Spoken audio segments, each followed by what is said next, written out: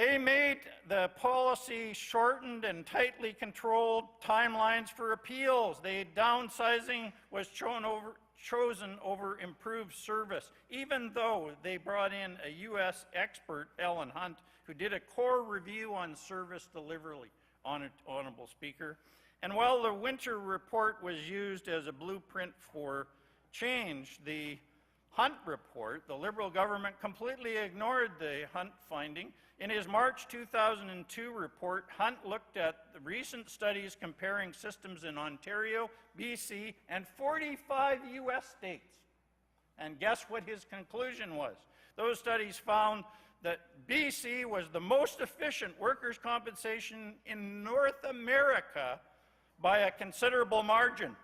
After accounting for the difference in benefits, the incidence of claims, the coverage of issues, the underlying injury rate, union density, and other factors. And what was the government's response to the service review?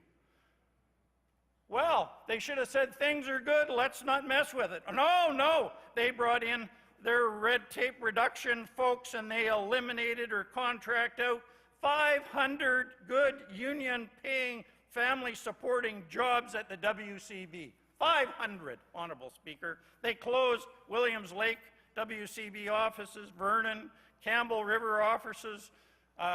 There may be many more. Long list of other offices that were closed. They even closed the world-renowned rehabilitation clinic.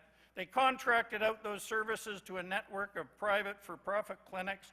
Closed the safety materials print shop, Honorable Speaker. They used to provide education and training are two key fundamental issues. If you're going to if you're really interested in preventing deaths and injuries, one of the places I can point to that you need to start is basic education, Honorable Speaker.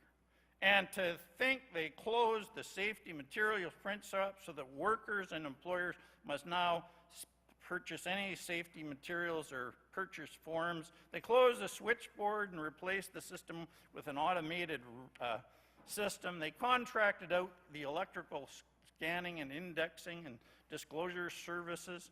They contracted out medical transcription to the private sector. They eliminated the first aid officer position and contracted out first aid training.